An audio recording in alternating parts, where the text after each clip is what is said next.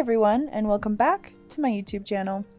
If you are new here, my name is Anna. I am a portrait photographer in the Denver area, and today we are taking a model to Aurora to take some photos for the very first time.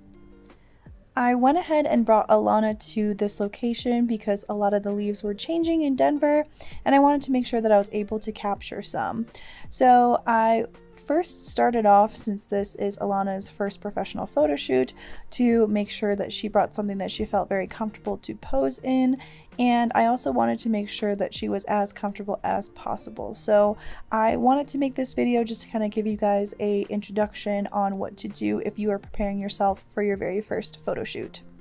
The equipment that I was using today was the Sony A7 III, along with the 85mm lens and a transmitter on top of the camera, which then connects to the Godox AD200 that is now on a light stand and also has a softbox attached to it. One pose that I really like to do with beginner models is called the S-curve pose, and that is where your legs and your hips are pointed in one direction while your shoulders and chest are pointed in another. This is kind of what we're doing right now with Alana, and I usually like to have the model cross her legs because it adds more dimension and it gives this illusion of an S. So once we got a couple photos, it's time to open up Lightroom and begin editing.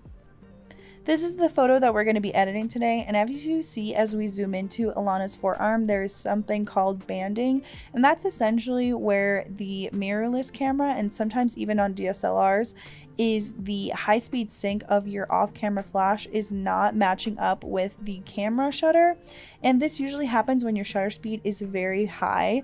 So one thing that we're going to do is get rid of it once we get into Photoshop, but one tip that I have for you if you are dealing with this issue and you kind of catch it while you're at a shoot is to reduce the shutter speed that you have on your camera, or just turn off the electronic first curtain shutter, and it should fix that problem. Now that we're in Photoshop, what you're going to do is go on to Image and change the mode to Lab Color. Then from there, you're going to hit Edit, Convert to Profile, and make sure that that is the L channel for Lab.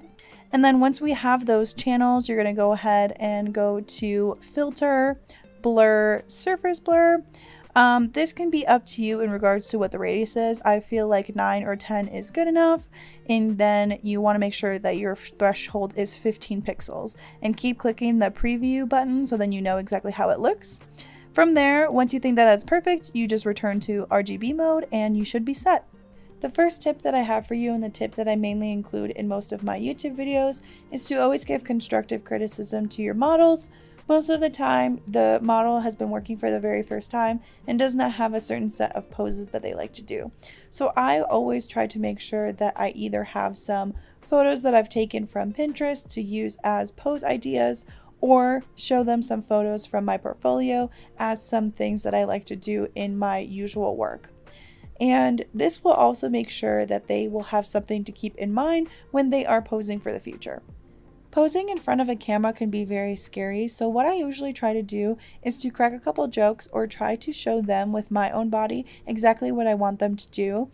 And then once I have a couple photos, I'll show them the viewfinder, and then both of us together can figure out what could be an improvement or if it's something that we actually like. But that is the end of this video. If you like this video, don't forget to like, comment, and subscribe, and hit the notification bell to get notified every single time I post a new video. I hope you guys are staying safe, and I will see you guys in the next video.